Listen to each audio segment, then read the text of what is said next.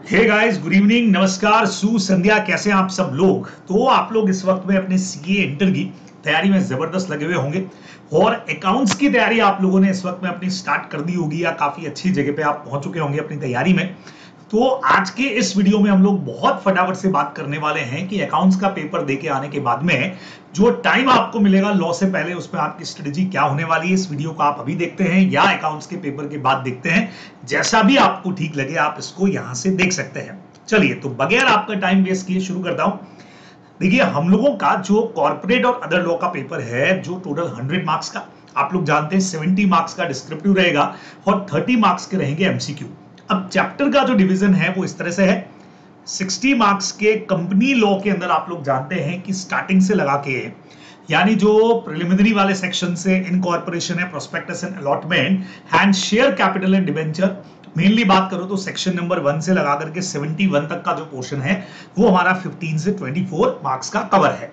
ठीक है, फिर उसके बाद में सेक्शन नंबर 73 से लगा करके 122, जहां पे डिपॉजिट आ गया, चार्जेस आ गया, हाँ मीटिंग्स और हमारे चैप्टर और मैनेजमेंट का जो बेसिक पार्ट है वो सब मिला करके टोटल आपका 15 से 21 मार्क्स कवर करता है। और लास्ट के जो हमारे 3 चैप्टर हैं, सेक्शन 123 से लगा करके 148, जहां पे dividend, accounts of companies and audit of companies पे हम लोग बात करते हैं, वो है 21 से लगा करके 24 मार्क्स का। ठीक है, तो ये 60 मार्क्स का आपका पूरा कंपनी लॉ है। अदर लॉस की अगर बात करें तो इंडियन कॉन्ट्रैक्ट 12 से 14 मार्क्स का, एनआईए है 8 से 14 मार्क्स का, जनरल क्लॉजेस 6 से 10 नंबर 6 to 10 मार्क्स और इंटरप्रिटेशन भी 6 से 10 मार्क्स का यहाँ पे कवर है। अब सवाल ये है कि हमारा स्टडी का मेथड क्या होगा।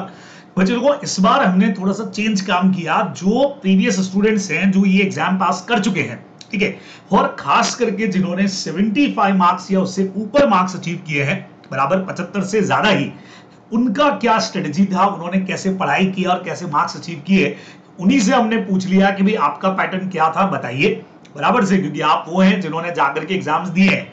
ठीक है, तो उनसे हमने बात कर ली और जो मेरे स्टूडेंट्स थे जिन्होंने 75 से ज्यादा मार्क्स अचीव किए, उनका स्ट्रेटेजी मैं आपके साथ में एक कंबाइंड तौर पे शेयर कर रहा हूं।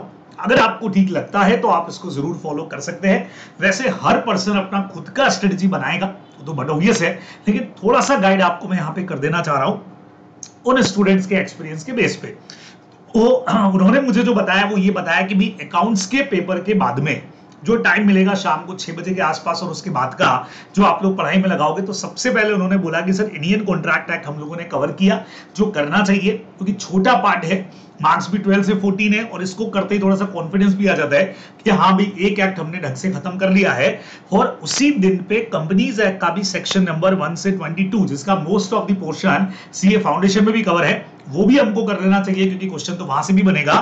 तो ये पोर्शन रात होते होते अगर हम कर लेते हैं तो एक अच्छा खासा हमको एक कॉन्फिडेंस भी आ जाता है। हाँ, मेंटली हमारा साइकोलॉजिकल पार्ट भी कहता है कि हाँ भाई एक ठीक पोर्शन हम लोगों ने कवर कर लिया।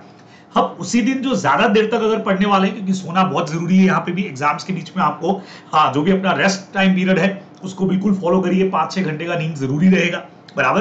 तो यहाँ पे सेक्शन नंबर 23 से लगा करके 42, बराबर, जो प्रोस्पेक्टस वाला हमारा चैप्टर है, अगर पॉसिबल हो तो उसको भी उसी रात तक या इसका कोई पोर्शन आप रात तक कर सकते हैं।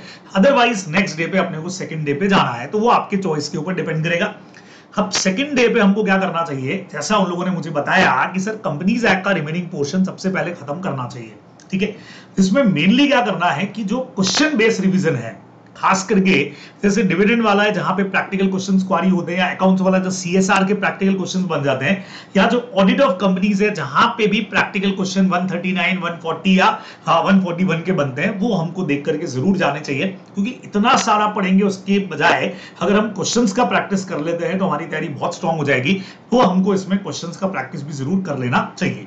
ठीक है, अब उसी दिन में हमारे पास नेगोशिएबल इंस्ट्रूमेंट रहेगा। कई सारे लोग एनआईए पूरा पढ़ के जाना कंफर्टेबल उसमें फील नहीं करते हैं, तो यहाँ पे तो सबसे बढ़िया चीज रहेगी क्वेश्चन बेस्ड रिवीजन। आपका जो है, जो क्वेश्चंस आपको दे रखे हैं 10, 20, 25, 40 जो क्वेश्चंस आपके पास में हैं, उनमें लगभग आई थिंक, जैसा मुझे लगता है कि आपका जो क्वेश्चंस बैंक रहेंगे जहां से भी आपने लेके रखे हो, उसमें बढ़िया क्वेश्चंस कवर रहेंगे और उनसे बाहर कुछ आता नहीं है, सारे इंपॉर्टेंट टॉपिक्स उसमें कवर है, तो वो आप लोगों को जरूर कर लेना चाहिए। और उसी दिन पे अपने को करना पड़ेगा जनरल क्लॉजेज एक्ट, बराबर।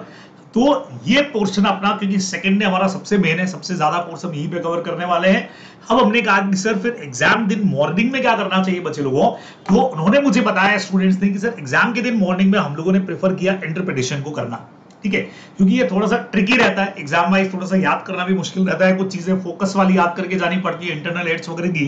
तो बढ़िया है कि हम एग्जाम वाले दिन सुबह ही इसको याद करके जाए, एग्जाम में जाएंगे तब तक याद रहेगा, उसके बाद भूल भी गए तो कोई टेंशन नहीं यार, काम खत्म हुआ, पेपर तो हमारा खत्म हो चुका है, बराबर। तो इसीलिए इंटरप्रिटेशन वाला जो कंसेप्ट है वो सुबह पढ़ के अपने को जाना चाहिए। हाँ, इसमें से अगर कोई पोर्शन बच गया, छोटा मोटा जनरल क्लासेस के 2-3 सेक्शंस बच गए, वो भी आप एग्जाम डे मॉर्निंग ले सकते हैं, या एक कंप्लीट रिवीजन कई लोग करते हैं तो वो बात अलग हो गई। अदरवाइज इंटरप्रिटेशन वाला पार्ट आपको एग्जाम दिन मॉर्निंग में करना चाहिए, ताकि एग्जाम तक आप लोगों को याद रह जाएगा। तो ये स्ट्रेटजी उन लोगों ने मेरे साथ में शेयर किया, जो मैं आप लोगों के साथ यहाँ पे शेयर करने जा रहा हूं, ठीक है। हम एक और क्वेश्चन आया हमारे पास में कि सर एग्जाम टाइम में कहां से पढ़ना चाहिए, क्या करना चाहिए। तो बच्चे लोगों, नोट्स या book you have read before, यानी जो पहले से बुक आपने पढ़ी है, जो भी फैकल्टी जहां से आपने पढ़ा, इवन आपने स्टडी मेट पढ़ा हो तो वो, और कोई फैकल्टी का नोट्स पढ़ा हो तो वो, जैसा कुछ किया है, नया कोई भी रेफर न्यू मटेरियल उस वक्त में आप नहीं करेंगे, है ना, बिल्कुल भी कुछ भी नया आपने को उस वक्त में नहीं देखना है, ठीक है।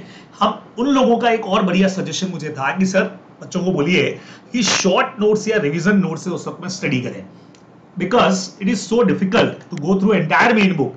पूरा बुक वापस से आप पढ़ना उस 1.5-2-2.5 दिन के अंदर, वो हमारे लिए थोड़ा सा मुश्किल हो जाएगा ना। 1.5-2.5 दिन भी कहां बोल रहा हूं मैं ना, कम ही टाइम है अपने पास में, तो उस टाइम पीरियड में पूरी बुक को गो थ्रू करना मुश्किल है। बेटर है कि आप लोगों ने या तो खुद के नोट्स कुछ बना के रखे हो, ठीक है, फैकल्टीज ने आप लोगों को short notes, revision notes provide कर रखे हैं, तो वहां से आप, जैसे मैंने भी प्रोवाइड कर रखे हैं, तो जनरली सबके पास तो ये नोट्स होते हैं छोटे वाले शॉर्ट नोट्स या रिवीजन नोट्स, या कई बार कई स्टूडेंट खुद बना लेते हैं, तो उस वक्त में आपको वो गो थ्रू करने चाहिए। क्वेश्चंस में आपको पहले बोल चुका हूं कि क्वेश्चंस बेस्ड रिवीजन आप कर रहे हैं, तो वो भी एक तरह से शॉर्ट रिवीजन का ही आपका पार्ट हो गया, तो वहीं से आपको पढ़ना चाहिए, क्योंकि पूरा अब जाकर के बुक को पढ़ना शायद मुश्किल रहेगा, या कई लोगों ने अपने मेन नोट्स के अंदर ही कुछ अंडरलाइनिंग कर रखी होगी मेन पॉइंट्स की, तो वहां से आप अपना तरीका निकाल सकते हैं पढ़ने का, ठीक है। ये टाइम रिटन प्रैक्टिस का नहीं है बच्चे लोगों। अब जो वक्त ये रहेगा, इसमें ऐसा नहीं कि आप 2-3 क्वेश्चन लेके बैठ गए कि आओ यार अब इसका रिटन प्रैक्टिस कर दें, वो टाइम गया अभी, वो आपने पहले कर चुका होगा और अब सीधे जाके एग्जाम में आपको लिखना है, तो ये समय रिटन प्रैक्टिस का बेसिकली नहीं है, ठीक है, बराबर।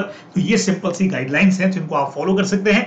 हमेशा याद रखिए, यू कैन डू दिस, आप ही हैं जो कर सकते हैं, और इसीलिए आप लोग एग्जाम दे रहे हो, तो बिल्कुल करेंगे, आप लोग कर लेंगे, पैनिक होने का जरूरत नहीं है बच्चे लोगों, बिल्कुल भी अपने आप पे भरोसा रखिए। बहुत सिंपल सी बात है, अगर आपका खुद पर बिलीफ है तो आप बहुत ढंग से, बहुत प्रॉपर तरीके से सारी चीजों को कर लेंगे।